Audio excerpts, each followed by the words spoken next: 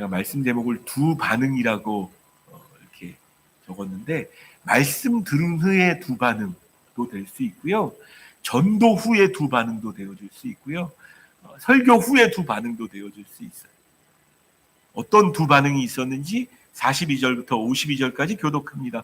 그들이 나갈 새 사람들이 청하되 다음 안식일에도 이 말씀을 하라 하더라. 세상의 모임이 끝난 후에 유대인과 유대교의 인기와 정거한 사람들이 많이 바울과 바나바를 따르니 주 사도가 더불어 말하고 항상 하나님의 은혜 가운데 있으라 하니라. 그 다음 안식일에는 온 시민이 거의 다 하나님의 말씀을 듣고자 하여 모이니 유대인들이 그 우리를 보고 십시가로 안착하여 바울이 말한 것을 반박하고 비방하고 바울과 바나바가 담대히 말하여 이르되 하나님의 말씀을 마땅히 먼저 너희에게 전할 것이로되 너희가 그것을 버리고 영생을 얻기에 합당하지 않은 자로 자처하기로 우리가 이방인에게로 향하노라. 주께서 내가 주의 유대인에게 명하시되 내가 너를 비방의 빛으로 삼아 너로 땅 끝까지 구원하게 하리라 하셨느니라. 이방인들이 듣고 기뻐하여 하나님의 말씀을 찬송하며 영생을 주시기로 작정된 자는 다 믿더라. 주의 말씀이 그 지상에 두루 퍼집니다. 이에 유대인들이 경건한 귀부인들과 그 신의 유력자들을 선동하여 바울과 바나바를 박해하게 하여 그 지역에서 쫓아내니 두 사람이 그들을 향하여 발에 흙을 떨어버리고 이곳으로 들어가거늘 같이 읽습니다. 제자들은 기쁨과 성령이 충만하니라. 아멘. 지난주에 우리는 바울의 설교의 결론을 같이 나눴습니다. 기억 안 나신다면 자연스러운 거니까 내가 기억을 못하는구나, 자연스러운 겁니다. 기억 나시는 분들은 하나님께 감사하시면 됩니다. 하나님, 그 말씀이 기억나는군요, 이렇게. 자, 설교의 결론부로 가면서 무엇을 이야기하나요? 불편한 진실을 얘기해요. 불편한 진실. 불편한 진실이 뭘까요? 너희는 썩어 없어질 거다. 아담과 하와가 선악과를 따먹고 나서 흙으로 왔으니 흙으로 돌아갈지어다라고 얘기한 게 불편한 진실이지만 진실이 맞아요. 불편한 진실이라고 이야기하는 건 어려울 수 있다는 이야기예요. 그래서 우리가 잘 기억을 안 하죠. 근데 분명한 사실이죠. 예. 좀 젊은 아이들에게 해야 될 것 같은데, 우리 수민이도 결국은 죽어서 흙에서 왔으니까 흙으로 돌아가게 되어집니다. 물론 아이에게 이렇게 말하면 좀 약간 그게 되죠. 저도 그렇고 우리 모두가 다 기억하기 싫고 느끼기 싫고 경험하고 싶지 않죠. 다 그래요. 그 경험하고 싶지 않아요. 그러나 그게 불편한 진실이에요. 그걸 너희들 썩어 없어질 거다라고 이야기하는 거죠. 다윗도 썩었다. 하나님의 뜻대로 살았어도 그도 썩었다 라고 이야기합니다. 왜 그런 불편한 진실을 대면하게 할까요? 그 불편한 진실을 벗어난 썩지 아니하시는 분을 얘기하고 싶어서요. 썩지 아니하시는 분.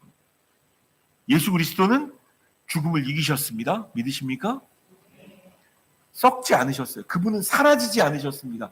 옛날에 과거에 십자가에 못 박혀 죽었다가 부활해서 천국에 가 있고 이런 분이 아니라는 거예요. 지금도 살아계셔서 여러분 곁에 계시고 여러분 안에 계시고 여러분 손에, 여러분의 마음에, 여러분의 몸을 안아주시는 분이 우리 주 예수 그리스도라고 저는 믿습니다.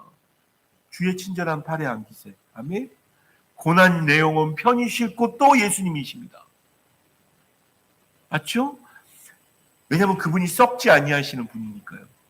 하나님이 그를 살리셨어요. 지난주에 말씀의 제목이었어요. 하나님이 그를 살리신지라. 하나님이 그를 살리시며 썩지 않을 수 있게 되어져요. 우리도 그 예수 그리스도 믿으면 그 부활의 능력으로 살아갈 수 있습니다. 믿으시는 분들만 아멘. 정말 온 마음으로 아멘 해야 돼. 여러분들이 오늘 주회전에 나와서 예배하는 이유도 주일이잖아요. 왜 이 주일을 그렇게 삼았을까요, 우리가?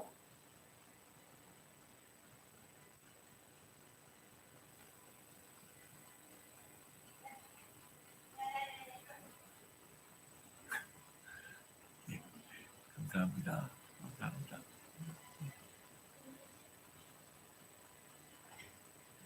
예수 그리스도가 썩지 않으시는 분이라는 것을 그들에게 전함으로 불편한 진실을 이길 수 있는 유일한 방법.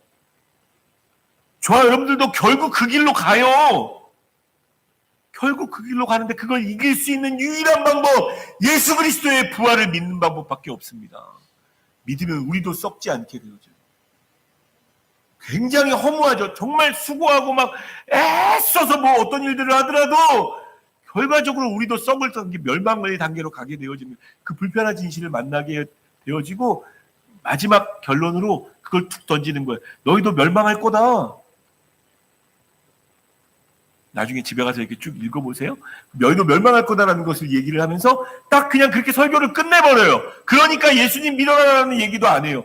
저는 이 방법을 잘 알고 있습니다. 예전에 제가 서울에 강북에 있는 노원구 쪽에 있는 학교에서 중학교 선생님을 4년 동안 했었어요. 제가 무슨 교사 자격증이 있는 게 아니고 종교 선생님이었습니다. 종교 선생님. 그래서 종교 과목으로 들어가서 아이들을 가르쳤는데 그때 있었던 좀 재미난 일을 여러분 이렇게 앞으로 이제 굉장히 심각한 이야기를 하게 될 거니까 몇 번 들으신 분들은 있을 거예요. 저희가 거의 신혼 때였는데 자다 말고 제가 지옥 꿈을 꿨어요. 그 다 설명하진 않겠습니다. 근데 너무 생생해서 제가 지옥에 가가지고 그날 저녁에 자기 전에 이렇게 기도했거든요. 하나님 이러려고 날 부르셨어요? 제가 그때 그렇게 기도했던 거 아직도 생각나요. 하나님 이러려고 날 부르셨어요? 하면서 막 퉁퉁거리면서 기도하다가 잤어요. 근데 힘들어? 진짜 힘든 게 뭔지 보여줄까? 그리고 저를 지옥으로 이렇게 데려가셔서 지옥을 경험하게 하셨어요. 와, 죽을 것 같아요. 나중에 말씀 드릴 수 있으면 들을 거예요. 지옥을 경험하고 나서 너무 놀라가지고 이 못이 이렇게 머리가 이렇게 뚫릴 상황인데 깜짝 놀라서 깨버렸어요. 그래서 너무 놀라가지고 이렇게 깼더니 저희 아내가 제가 깬 거에 놀라서 같이 깼어요. 글쎄, 내가 어저께 저녁에 그렇게 기도하고 잤더니 하나님이 지옥을 보여주시네?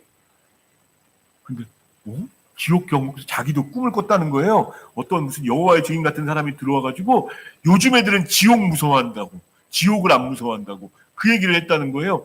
그 얘기를 딱 듣고 가서 학교 가서 아이들에게 수업하면서 이제 다른 얘기해야 되는데 얘들한테 한번 충격을 좀 줘야겠다 해서 지옥 얘기를 1시간 내내 지금 여기서 다 얘기 안 했는데 제가 경험한 거 다 이야기하면 애들이 막 놀라면서 막 이렇게 듣기 지옥 얘기를 1시간 내내 했어요. 그리고 나서 아무 얘기 안 하고 그냥 돌아왔습니다. 그 지옥에 안 갈 방법이 있긴 있어. 궁금한 사람만 선생님 찾아와 이러고 그냥 교무실로 가버렸어요. 몇 명이 찾아왔어요. 몇 명이 찾아오기는 3명인가 4명인가 굉장히 좋더라고요. 아무 얘기도 안 하는 게 오히려 더 좋아요. 그렇게 진짜 센 얘기를 하면 바울이 딱 그랬다고. 이들 그러면 멸망할 거야. 그리고 그냥 딱 끝냈어요. 그랬더니 그들이 어떻게 그 설교를 듣고 어떤 반응을 합니까? 42절 본문 같이 한번 읽겠습니다. 읽습니다. 시작. 그들이 나갔을 때 사람들이 청하되 다음 안식일에도 이 말씀을 하라. 사람들이 청해요. 다음 안식일에도 이 똑같은 말씀 전해줄 수 없어? 라고 그들한테 이야기를 해요. 그 반응 중에 그 다음 첫 번째, 그러니까 반응이 뭐냐면 다음 안식일에도 또 듣고 싶어 하는 거예요. 바라기는 저와 여러분들의 삶이 여러분들과 친해지고 싶어지는 삶이 되었으면 좋겠습니다. 이거 굉장히 귀한 축복인데 우리가 많이 잃어버렸어요. 우리 인격이 타락하고 막 이래가지고 그렇지만 여러분들과 만나면 또 만나고 싶은 사람 됐으면 좋겠습니다.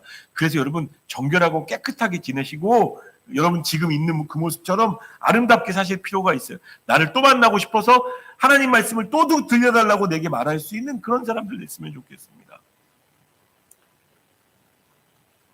43절, 자 43절 같이 읽겠습니다. 읽습니다. 시작. 세상의 모임이 끝난 후에 유대인과 유대교의 유교와 정권한 사람들이 많이 바울과 바나바를 따르니 두 사도가 더불어 말하고 항상 하나님의 은혜 가운데 있으라 권하니라. 그러니까 말씀들은 그 회당 가운데 있던 유대인이나 유대교에 입교한 사람은 회당에 올 수 있거든요. 근데 거기 있는 모든 사람들을 이야기하지 않은 것에 여러분 주의하실 필요가 있습니다. 경건한 사람들이라고 되어져 있습니다. 경건한 사람이란 건 뭔가요? 말씀을 알고 말씀을 그 뜻을 이해하면 그대로 순종하는 사람들을 경건한 사람이라고 할 수 있어요. 경건하지 않은 사람들도 있겠죠. 말씀을 듣는데 아, 그 말이 맞지. 나 이거 믿고 있어. 이게 내 삶에 중요한 거야. 하지만 내 삶은 내 마음대로 살 거야. 내 마음대로 살 거야. 경건하지 않은 사람입니다. 경건한 사람은 하나님 말씀대로 살려고 최선을 다하고 안간힘을 쓰는 사람들이에요. 한 번이라도 더 예배 드리고 싶고 한 번이라도 더 그 말씀 듣고 싶고. 그러니까 그 중에는 분명 경건한 사람도 있고 경건하지 않은 사람들도 있었을 거예요. 근데 경건한 사람들이 많이 바울과 바나바를 따릅니다. 따른다는 이야기는 그 말씀 듣고 아, 이 사람들은 뭔가 다른 마음의 말씀이 이들에게 있구나. 내가 평상시에 들었던 말씀과는 다른 것들이 이 사람들에게 있나 보다 싶어서 바울과 바나바를 따라다니기 시작했어요. 바울과 바나바. 그러니까 사도 바울이 뭐라고 얘기합니까? 두 사도가 더불어 말하고 항상 하나님의 은혜 가운데 있으라 하니, 이게 안디옥 교회에서도 똑같은 말을 전했던 사람들이거든요. 하나님의 은혜 가운데 있으라. 하나님의 은혜 가운데 있으라. 너희가 예수 그리스도를 알게 되어지고 믿게 되어지는 건 너무너무 좋은데 그러려면 너희가 하나님의 은혜 가운데 있어야 된다. 네 힘으로 안 된다. 하나님의 은혜 가운데 있어야 된다. 은혜라고 얘기하는 건 하나님이 우리에게 공짜로 주시는 좋은 것. 바라기는 오늘 예배하는 모든 사람들에게 하나님의 은혜가 충만하기를 축원합니다. 이거 저절로 막 아멘이 돼야 되는데 이미 충만하십니까? 분들은 아멘 안 하실지 모르겠는데 삶이 그렇지 않잖아요. 삶이 그렇지. 왜 이렇게 고납니까? 나름 돈 좀 벌어보려고 최선을 다하는데 왜 내가 하는 일은 다 안 풀리나요? 혹시 그런 분들 혹시 계십니까? 열심히 주뜻대로 살아보려고 하는데 내 육체는 왜 이렇게 강건하지 않습니까? 여러분, 하나님의 은혜 가운데 있는 것이 필요한 분들이 저도 필요하고요. 여러분 모두 필요하죠? 모두 필요하죠. 하나님 은혜 가운데 머물러 있으라! 은혜 가운데 있으라라고 자기를 따르는 그 하나님 경건한 그 무리들에게 이야기합니다. 저는 정말 중요한 일이라고 생각합니다. 자, 그렇게 말하고 그게 설교 끝난 직후에요. 그리고 그 다음 안식일이 되었어요. 다시 한번 설교해달라고 이야기했죠. 44절 제가 읽어드릴게요. 그 다음 안식일에는 온 시민이 거의 다 하나님의 말씀을 듣고자 하여 모이니. 첫 번 말씀을 전했던 그때의 그 상황이 그 사람들의 마음 가운데 그 말씀이 심기어지니까, 여러분 말씀이 심기어지면요 입이 근지러워져요. 야, 만약 이제 여러분들이 주일날 말씀 들으면서 말씀이 너무 은혜가 되잖아요. 그 입이 근지러워. 야, 우리 교회 가서 목사님 말씀 좀 듣자. 제가 말씀 잘 못 전하는 경우도 있을 수 있겠지만 목사님 말씀 들으니까 힘이 나. 너무 기뻐져. 이걸 나도 모르게 말하게 되어지는 거예요. 그들이 말했던 거야. 그래서 이게 뭡니까? 그 회당에서 그 다음에도 그 안식일에도 말씀 전한다 그래서 그 다음 주에 거의 온 시민이 다 왔어요. 놀라운 일이죠? 온 시민이 왔습니다. 거의 다. 자, 그런데 방금 전까지 얘기했던 게 이제 그 말씀을 들은 후에 첫 번째 반응 중에 하나고요. 두 번째 반응에 있으면 여러분 놀라셔야 합니다. 46절 말씀, 45절 말씀 같이 읽겠습니다. 45절 같이 읽습니다. 시작. 유대인들이 그 무리를 보고 시기가 가득하여 바울이 말한 것을 반박하고 비방하고. 유대인들이 시기가 가득했대요. 제가 여러분 주보에다가 이제 말씀 정리해 놓은 거에 보면 유대인들이 왜 시기가 가득했을까요? 왜 시기가 가득했을까요? 시기가 뭡니까? 여러분 혹시 시기가 난 적이 있으신가요? 시기. 괜히 싫은 거예요. 질투가 나는 느낌. 뭐 왠지 괜히 싫고 막. 그게 시기거든요. 저는 특정한 유대인들이 시기가 났을 것 같아요. 어떤 상황이냐면 저는 분명 그 사람들이었을 것이다라고 알고 성경에 뭐 기록되어 있지는 않습니다. 근데 뭐냐면 어떤 특정한 유대인들이 했냐면 원래 설교를 한 사람이 하지 않아요. 회당에서 설교를 돌아가면서 하거든요. 근데 설교를 했던 사람들 중에서 내가 설교한 다음에 반응이 별로 좋지 않았어. 사람들한테. 그런 사람들이 사도 바울을 시기하기 시작하는 겁니다. 아니, 저 사람 처음 본 사람인데 저 사람이 한번 시기했다고 온 시민들이 다 몰려와? 나는 그렇게 안 됐는데. 이 사람들이 시기하고 그 사람들을 주장하는 사람들이 시기하기 시작하는 거예요. 연예인들 중에서 시기하는 일들이 있겠죠. 연예인들이 시기하는 게 뭘까요? 누구는 막 노래 한 곡 터져가지고 막 그러면 이제 그 사람 시기하. 나는 왜? 되게 중요합니다. 나는 왜? 나는 왜? 시기가 되는, 여러분, 아주 다른 부류의 사람을 시기하지 않습니다. 비슷한 사람을 시기하죠.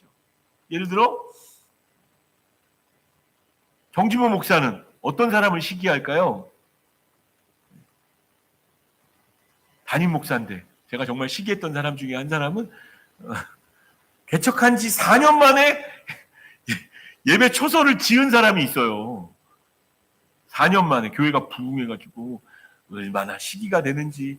나도 동탄에다가 개척할 걸 그랬다게 동탄에 있는 어떤 교회가 그렇게 됐거든요. 동탄 지구촌 교회라고 그 침례교회가 개척한 지 4년 만에 시기가 나죠. 근데 여러분, 이 시기가 나는 걸 잘 보셔야 되는데 왜 시기가 나느냐? 나는 왜라는 단어가 들어가서 시기가 나기 시작하는 거예요. 나는 왜 안 돼? 다른 사람 잘 되는 게 보기 싫은 거예요. 근데 그 시기의 출발점이 뭡니까? 중심이 난 거예요. 말씀이 잘 전해지고 회당에 많은 사람들이 몰려왔으면 기뻐해야 정상이잖아요. 근데 왜 나는 왜 안 돼? 여러분들이 누군가를 이렇게 시기한다면 나는 왜라는 것 때문에 되는 거거든요. 인간에게 있는 아주 저에게도 있고 여러분 모두에게 있는 유전자의 유전자, 죄의 유전자. 나는 왜 안 돼? 내가 중심되어지는 마음. 근데 여러분, 이 마음이 다 거의 찾아보진 않겠지만 성경의 다른 부분을 보면요, 하나님과 원수가 되는 마음인 거 아세요? 내가 너무 중요하다고 생각하는, 나는 왜 안 되지? 나는 왜 안 행복해? 나는 왜 돈 많이 못 벌어? 나는 왜 안 될까? 나는 왜 이렇게 힘든 일을 계속 경험해? 그 마음은 또 다른 사람을 시기하게 만드는 거예요. 그리고 그 마음은 두 반응 중에 안 좋은 반응을 끌어냅니다. 하나님의 말씀이 안 들어가요. 나는 왜 내 인생은 이렇게 어렵지?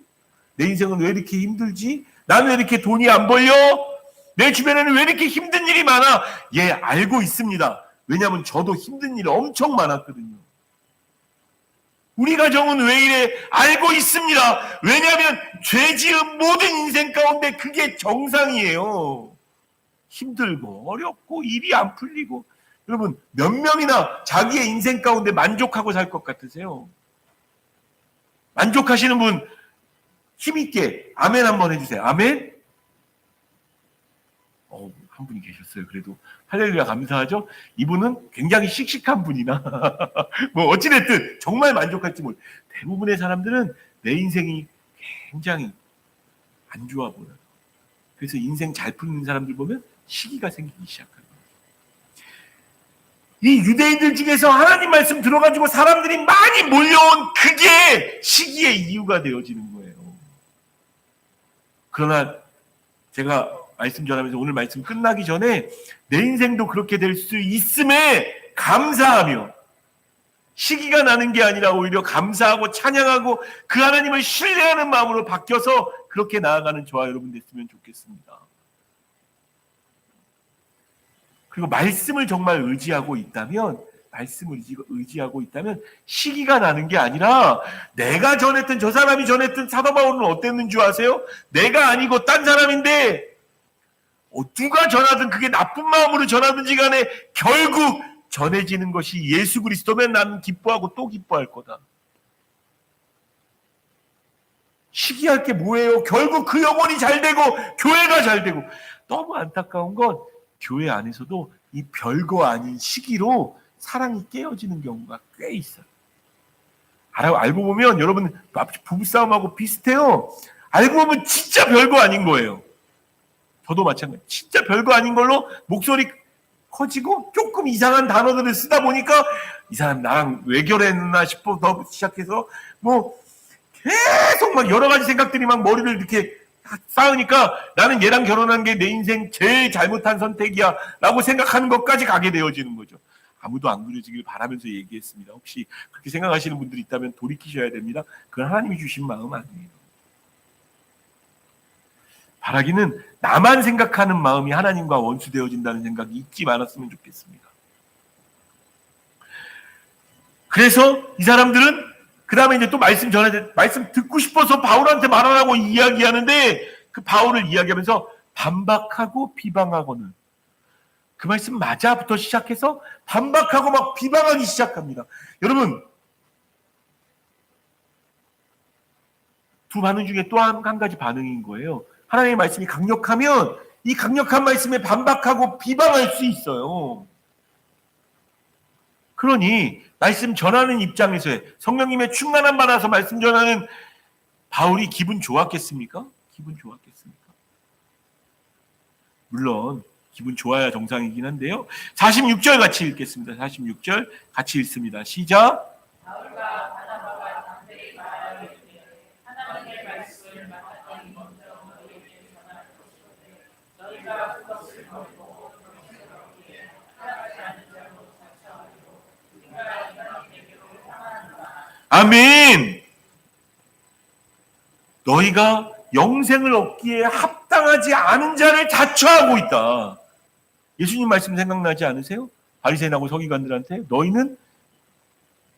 너희도 못 안 들어가고 들어가는 사람도 막고 있다. 지금 하나님이 제일 마음에 안 들어 하시는 분들입니다. 자기도 안 들어가지만 들어가는 사람들도 못 들어가게 막는 사람들. 그들이 자처하는 영생을 얻기를 그 나만 중요하다고 생각하는 그 마음 때문에 다른 사람이 영생을 받고 있는 그 자리에서 반박하고 비방하고 있어요. 많이 와가지고 하나님 말씀 들으면 감사한 거지. 그게 시기가 가득해서 그런 거예요. 자기 마음으로 가득 차 있으니까. 나만 중요해, 나만. 하나님의 말씀도 안 중요하고 나만 중요해. 근데 내가 힘들어. 딴 사람들 못 듣게 해야지. 이게 바리새인과 서기관들이 했던 일들이에요. 악한 일인 거죠. 너희가 합당하지 않은 자로 자처하고 있다. 그러니까 우리는 이방인을 향해서 향할 거다라고 이야기합니다. 그러면서 47절 주께서 이같이 우리에게 명하시되 내가 너를 이방의 빛으로 삼아 너로 땅끝같이 구원하게 하리라 하셨느니라 하니 이사야 49장 6절 말씀에 나와 있는 말씀이거든요. 앞에 띄워주시고 제가 읽어드릴게요. 그가 이르시되 내가 나의 종이 되어 야곱의 지파를 일으키며 이스라엘 중에 보존된 자를 돌아오게 할 것은 매우 쉬운 일이다. 내가 또 너를 이방의 빛으로 삼아 나의 구원을 베풀어서 땅끝까지 이르게 하리라. 예전에도 구약 성경에도 이방의 빛으로 삼아서 그들을 구원 얻겠다고 땅끝까지 구원하시겠다는 말씀이 없었던 게 아닙니다. 유대인들은 이 말씀 달달 외워요. 근데 아까도 이야기했던 것처럼 내가 너무 중요해요. 하나님의 말씀보다 지금 내가 경험하고 있는 나 자신을 바라보는 그 개인 위주의 마음이 너무 중요하다 보니까 이 말씀이 안 들어와요. 우리 민족, 유대인, 할례받은 우리들만이지 이방인들이야 지옥에 불쏘시게 만들려고 하나님이 만드신 거지. 이 말씀이 안 들어오는 거예요. 이사야서에 등장하고 구약 성경의 곳곳에서 유대인들뿐만 아니라 사람들을 구원하실 거라고 이야기하고 있는데 그 말씀을 안 들어오는 거죠. 그러면서 비방하고 반박하고.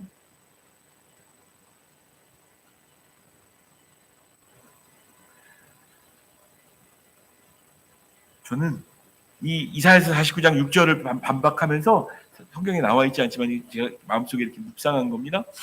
사도행전 9장 15절에 아나니아에게 그에게 보였다라고 이야기하는 그때 자기가 처음 구원받았을 때 나를 어떻게 부르셨는지 어떤 사명을 주셨는지가 바울의 머리에 뇌리에 막 박혔을 것 같아요. 하나님 날 이렇게 부르셨지. 사도행전 9장 15절 읽습니다. 시작. 주께서 가라 이 사람은 내 이름을 이방인과 인도들과 이스라엘 자손에게 전하기 위하여 한 나의 그릇이라. 이게 아나니아에게 이야기한 건데 그때 기억나시는지 모르겠어요. 자기도 기도하고 있다고 내가 그에게 얘기했다고 아나니아에게 그 핍박하는 사람 아니라고 가서 눈뜨게 해주기 위해서 기도하라고 보내셨을 때 이야기한 거예요. 이게 사도 바울이 부르심 받은 사명이라고 이야기하는 그 사명이 딱 떠올랐을 것 같아요. 저와 여러분들은 왜 사십니까? 물론 너무 철학적인 질문이긴 하지만 한 번은 꼭 생각해 보셔야 돼요. 여러분들에게 하나님이 숨을 주시고 건강을 주시고 살게 하시고 시간을 주시고 지금의 이 상태와 이 과정을 만들어낸 이유는 무엇입니까? 저는 그게 하나님의 부르심이라고 생각하거든요. 그게 그 부르심을 깨닫는 게 사명이라고 생각해요. 사명. 왜 사십니까? 지금 사도 바울은 그걸 생각하면서 이 얘기를 하는 거예요. 에베소서 1장에 보면요. 예전에 한번 제가 부흥회 때도 이 설교를 했고 그 다음에 작정맘 기도회도 목요일에 한 번 더 설교했었는데 에베소서 1장에 보면 교회를 위한 기도를 이렇게 하고 있습니다. 우리 주 예수 그리스도의 하나님 영광의 아버지께서 지혜와 계시의 영을 너희에게 주사 하나님을 알게 하시고 여러분의 사명 가운데 하나가 여러분들이 하나님을 아는 겁니다. 하나님 모르고 있다. 하나님이 어디 있어? 이 안다는 건 머리로만 아는 게 아니고 여러분들이 경험해서 아는 거예요. 만약 이 사명을 놓치고 계신 분들이 혹시 계시다면 오늘 저녁, 오늘 이 아침에 집으로 돌아가시기 전에 꼭 기도하세요. 하나님 알게 해달라. 18절 너희 마음의 눈을 밝히사 그의 부르심의 소망이 무엇입니까? 여러분들 부르신 소망은 이게 사명이에요. 사명. 왜 내가 사는지, 왜 내가 이 아침에 눈을 떴고, 내가 이 아침에 왜 교회 오기를 결정했고, 와서 지금 저 양반이 앞에서 저렇게 큰 소리로 짧지도 않고 길게 이야기하는 그 소리를 왜 내가 주의 깊게 들어야 되는가? 왜 들어야 되나요, 여러분? 하나님 기뻐하시니까. 하나님 살아계시니까. 예수님은 썩지 않으셨으니까. 부활의 하나님이니까 나하고 함께 계시니까. 그게 내 사명인 거예요. 제가 예전에 저희 교회 성도 중에서 예배하는 게 내 사명인데요. 그거 없으면 왜 살아요? 이렇게 얘기하신 분의 말을 들은 적이 있어요. 너무 감동받았어요. 여러분 예배하는 건 사명입니다. 사명. 부르심의 소망. 그 예배하는 거에 내 마음을 다 심는 거예요. 그 부르심의 소망. 다 설교할 수가 없어서 성도 안에서 그 기업의 영광의 풍성 나중에 집에 가서 읽어보세요. 그의 힘의 위력에 역사하심을 따라 믿는 우리에게 베푸신 능력에 지극히 크심이 어떠한 것을 너희로 알게 그러니까 모르는 사람이 있으니까 알게 해달라고 기도하는 거 아니에요. 그렇게 기도하고 있는 거예요. 자 48절 말씀 본문 48절입니다. 이방인들이 듣고 기뻐하여 하나님의 말씀을 찬송하며 영생을 주시기로 작정된 자는 다 믿더라. 그 이사야서 말씀을 이방의 빛으로 너를 부르셨다라고 얘기하고 나는 이방인들에 가겠다라고 이야기하니까 이야기를 지금 누가 듣고 있어요? 누가 듣고 있어요?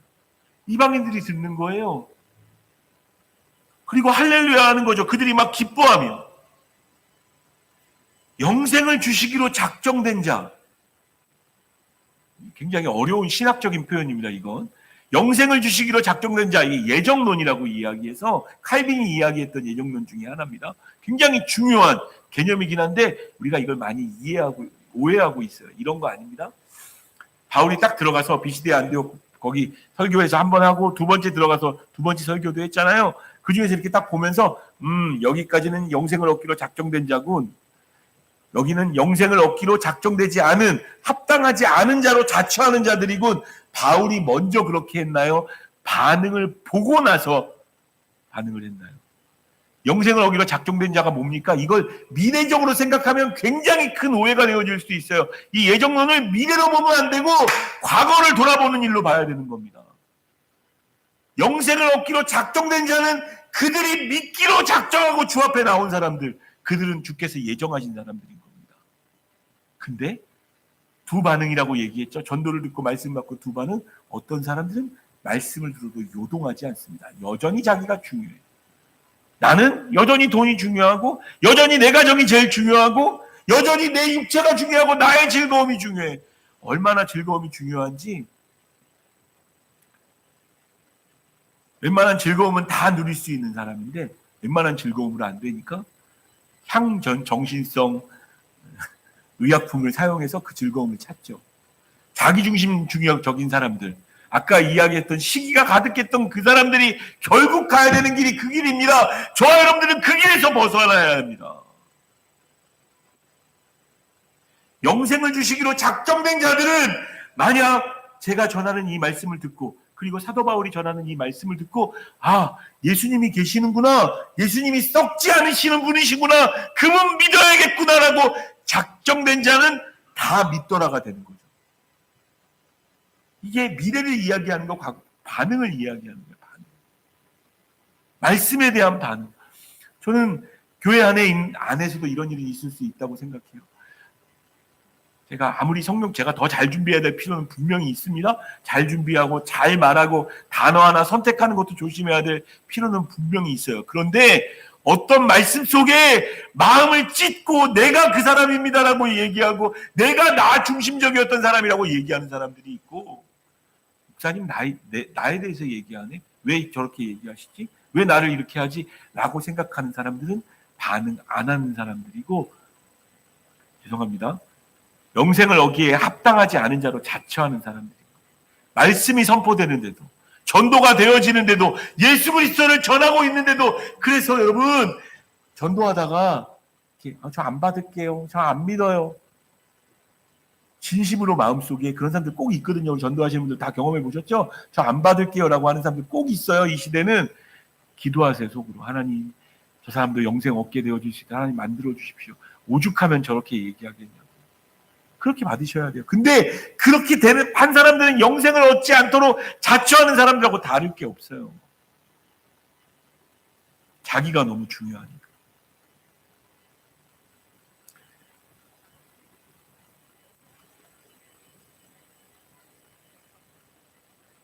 많은 사람들이 믿기 시작해요. 주의 말씀이 그 지방에 두루 퍼집니다. 왜 그럴까요? 이제 회당에서 들어가가지고 설교 못하도록 막아놨잖아요. 막아놨으면 잘 안 되니까, 반응 잘 안 들으니까 나한테 별로 좋은 게 안 들어가고 있어. 나중심적인 사람들은 그렇게 생각할 거예요. 그러면 전도하기 그만둬야 될 거 아니에요. 내가 저 사람들한테 뭘 줬다고 이렇게 우리 돈 들여가지고 우리가 건빵 사서 우리가 물티슈 만들어가지고 예수 믿으라고 이렇게 전하는 게 무슨 소용이 있느냐. 나중심적인 사람들은 거절당하면 복음 전하지 않습니다.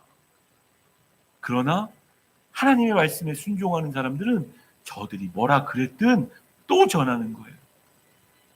또 전하는 거예요. 아마 사도 바울이 회당에서 전하지 못하게 되어진 아마 몇 개월 정도였을 거라고 생각합니다. 바로 떠난 게 아니에요. 몇 개월 정도의 시간에 그는 또 전하는 겁니다. 시장에 가서 전하고 골목에서 전하고 또 전하고 또 전하니까 주의 말씀이 그 지방에 두루 퍼지게 되어지는 거예요.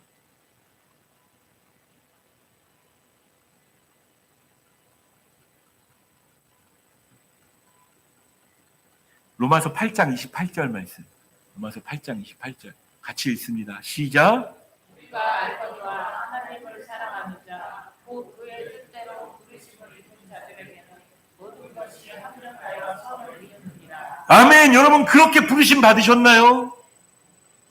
구원 받으셨다면 여러분 삶 속에서 일어나는 조금 이상한, 이건 아닌 것 같은데 생각하는 그 모든 일들을 그냥 넘기지 마세요. 이렇게 기도하세요. 하나님, 이 일은 정말 힘들고 어려운데 이 일을 통해서 하나님 뭔 일을 하시려고 또 이런 일을 내게 허락하십니까? 저는 로마서 8장 28절의 말씀을 믿습니다. 모든 일이 협력하여 하나님이 이루실 선이 무엇입니까? 그걸 놓고 물어보세요. 주님께 그렇게 기도하세요. 그러면 여러분요, 인생이 재밌어집니다. 죽을 것 같은데 왜 이렇게 힘들고 지루해가 아니라 하나님 내게 어떤 일 하시려고 이런 어려움을 또 맡기십니까? 이렇게 말하기 시작하면 어려움이 오는 게 무섭지가 않아요. 나는 그렇게 믿는다고 더 기도하면요, 마귀가 여러분들 흔들어 놓으려고 이렇게 흔들다가 얘는 계속 흔들면 더 하나님께 나아가는 애야. 그만 흔들어. 얘 가만히 내도 얘는 차라리 오히려 잘 되게 해줘봐. 그럼 어떻게 되는지 한번 보게. 마귀가 그럴지도 몰라요. 저와 여러분들이 그런 믿음의 사람들이 됐으면 좋겠습니다. 사도 바울이 비방당하고 저도 싫거든요. 여러분들이 막 제 설교에 대해서 막 안 좋게 얘기하면 저도 마음이 안 좋거든요. 근데 그러면 더 이상 말씀 안 전하나요? 아니요. 더 기도하고 하나님 그들의 비방을 주님 들으시고 제가 더 말씀 잘 전하는 사람 되어지게 해주십시오. 그리고 더 구하는 거예요. 더. 제가 아까 이야기했는데 저도 설교 잘하는 목사님들 보면 시기가 나서 비방할까요? 어떨 것 같으세요? 한번 그냥 생각해 보세요. 그냥 재밌으라고 이야기합니다. 저는 솔직하게 이야기합니다. 설교 너무 잘하는 목사님들 절대 비방하지 않고 시기가 안 납니다. 왜냐하면 그게 이제 제 혈액형에 있는, 그리고 제 MBTI에 있는 성격 중에 하나인데 뭐냐면, 정말 그런 사람들이요. 정말 내가 봐도 이 사람 진짜 말씀 잘한다 라고 생각하면 시기가 나는 게 아니고 그 사람하고 가까워지려고 노력을 해요. 도대체 어떻게, 어떤 마음으로 설교를 준비하면 그런 설교가 나와? 그럴 수가 있는 거죠. 여러분, 바라기는 아름다운 주의 말씀, 특별히 하나님께서 교회 가운데 이루시는 무엇보다 영혼 구원과 관련된 일이 잘 되고 있으면 시기하지 말고요, 배우세요. 차라리.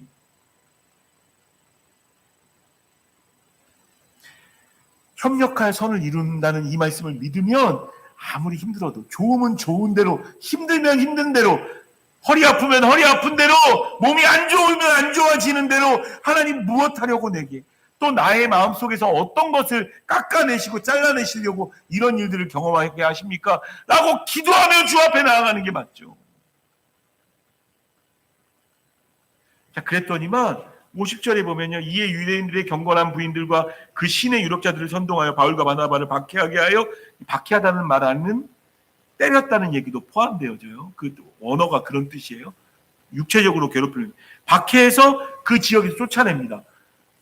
뭐 이렇게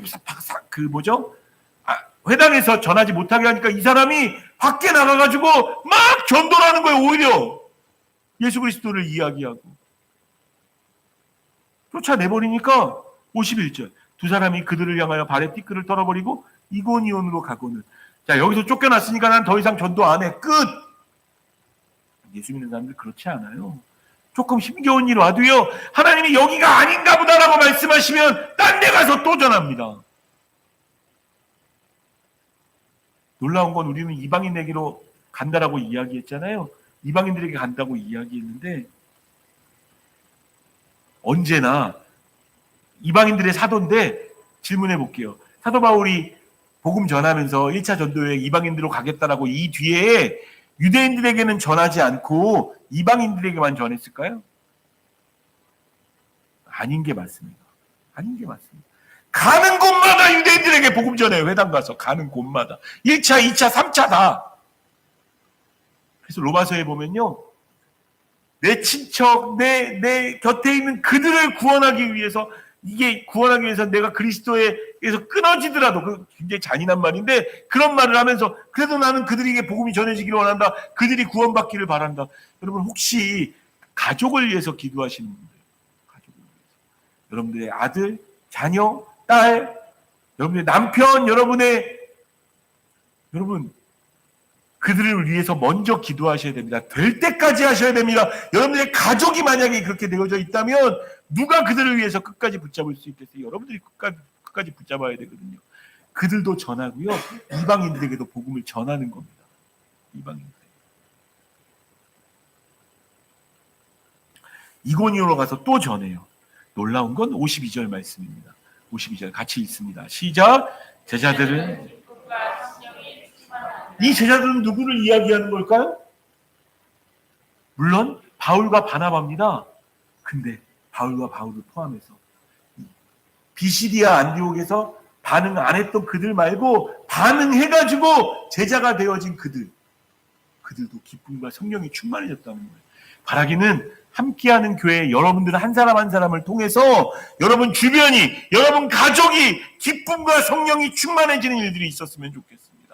우리를 부르시고 우리를 두신 장소가 이곳이라면 그곳에서 내가 있어야 될 이유는 분명히 있어요. 그것을 뭐라고 얘기하느냐? 사명이라고 이야기하는 거죠. 바라기는 함께하는 교회를 통해서 천국 땅에 기쁨과 성령이 충만해지는 소문났으면 좋겠어요. 함께하는 교회는 예수 믿고 기뻐하는 사람들로 가득하다. 그들은 성령 충만한 사람들이다. 그들은 성령 충만하기 때문에 기쁨으로 반응이 좋든 나쁘든 끝까지 복음 전하며 주 앞에 나아가는 사람들이다. 사명이 무엇인지 아는 사람들이다. 여러분, 그게 교회가 나아가야 될 방향이에요. 말씀을 좀 마무리하면서 같이 좀 찬양했으면 좋겠는데요. 주품에라는 찬양을 아까 불렀잖아요. 2절을 먼저 부르고, 먼저 부를 때 주님 안에 나 거하리 하면서 여러분 자신을 먼저, 하나님, 내가 먼저 하나님 말씀에 제대로 반응하는 두 반응 중에 첫 번째 반응이었던 사람 되어지게 해주십시오 라고 기도하고, 그 다음에 1절로 넘어갈게요. 2절을 먼저 부르고 1절로 넘어가는데, 그 다음 1절로 넘어갈 때는요, 여러분들이 품고 있는 여러분들의 가족, 그들도 주품에 품어달라. 우리 가족은 다 믿는다라고 생각하시는 분들은 이 천국 땅에서 예수 믿어야 잃어버린 그 한 영혼을 위해서 그들도 품어주십시오. 혹시 여러분 기억이 생각나는 같은 교회인데도 불구하고 믿음이 연약한 분들 생각나신다면 그들도 주품에 품어달라고, 능력의 팔로 덮어달라고. 2절부터 똑같이 2절과 1절로 계속 주님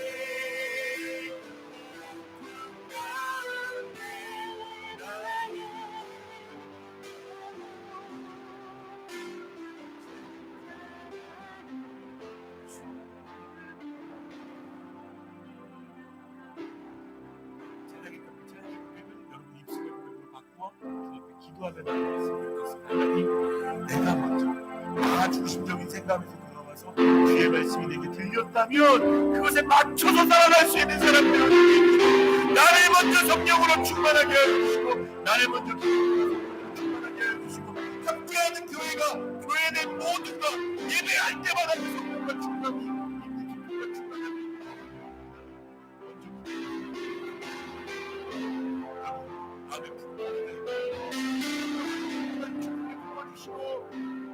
능력의 팔을 덮어달라고 얘기했던 그들의 영혼을 주여 보내시고 하시는 주여.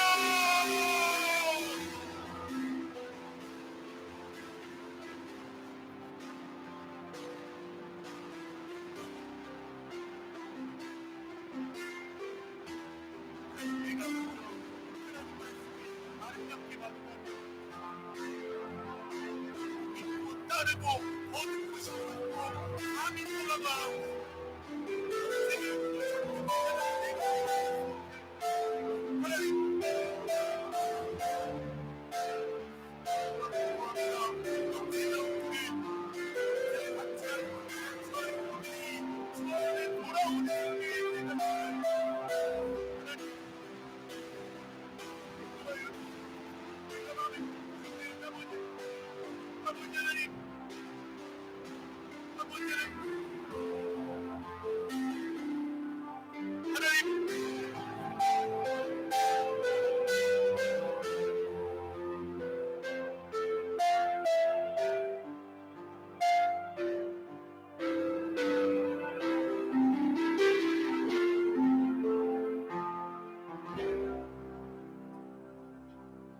하나님,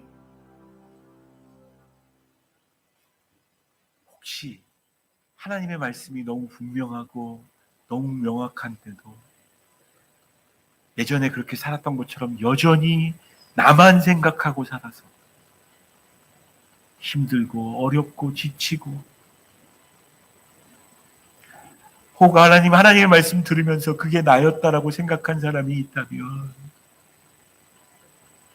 주님, 지금 이 시간 만나주시고 내가 너를 덮어줄 거야, 내가 너를 안아줄 거야. 지금 이 시간 안아주셔서 치유되어지게 하여 주시고 새로운 미래를 향한 부르심의 소망 가지고, 인생의 소망 가지고 나아가는 우리가 되어줄 수 있도록 주여 인도하여 주시옵소서. 하나님, 또한 마음에 품고 있어서 기도하는 우리 가족들, 먼저 붙여준 가족들 있습니다. 그들 생각하면 때로 마음이 아픕니다. 그러나 주 품에 품어주시고 능력의 발로 덮어주십시오. 거친 파도 와도 주와 함께 날아오르는 그들 되어지게 하여 주셔서 그 은혜들로 우리에게 더하여 주시옵소서.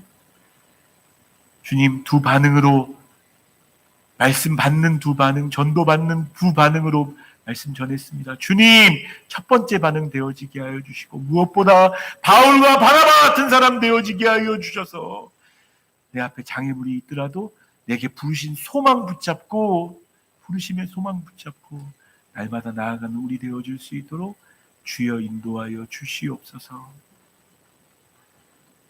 예수 그리스도의 이름으로 기도드립니다.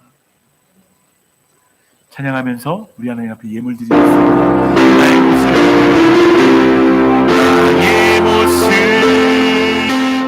나의 손, 주님 앞에, 주님 앞에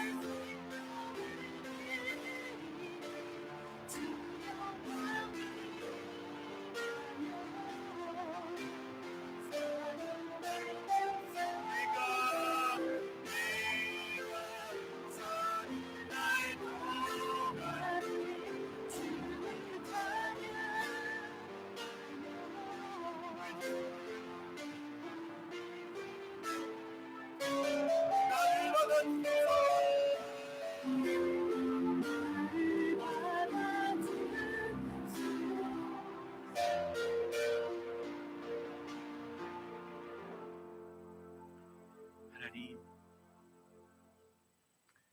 주님 부활하신 것 확실히 믿어서 이 주님의 날 주의 전에 나온 주의 백성들이 감사하는 마음 담아서 주 앞에 떼어드렸습니다. 더 드리고 싶은데 못 드린 사람들도 있고 상황이 안 되어 못 드린 분들도 있습니다. 하지만 하나님, 알고 계시는 줄 믿사오니, 그들이 이 한 시간을 하나님께 올려드린 것 알고 계신 줄 믿사오니, 호흡을 드렸다는 것을 알고 계신 줄 믿사오니 주여 받으시고,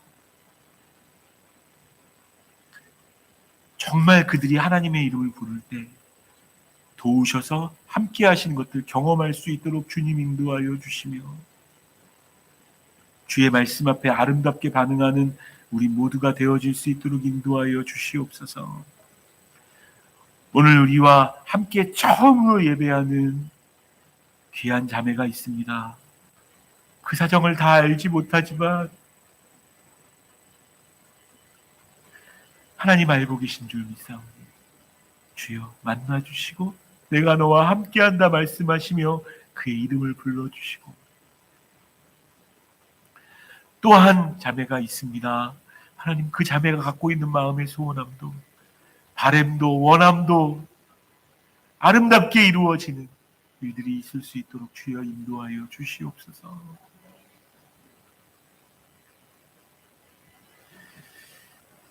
죽으시고 부활하셔서 썩지 않는 생명을 허락하신 우리 주 예수 그리스도의 크신 은혜와 전지전능하셔서 항상 도울 수 있는 아버지 하나님의 끝까지 사랑하심과 성령 하나님의 이건 내가 너에게 하는 말이야, 너의 이름을 불렀어 라고 이야기하게 하시고 말씀에 동의하게 하시고 말씀대로 살게 하시고 나 중심의 생활을 버리고 그리스도 중심의 생활로 살아가기로 인도하시고 교통하시는 성령 하나님의 역사하심이 오늘 예배한 주의 귀한 성도들에게, 여러 이유로 오늘 예배하지 못한 그들에게도, 앞으로 우리와 함께 예배하게 되어질 그 많은 영혼들에게도 영원토록 함께 하시기를 간절히 축복하고 기도합니다.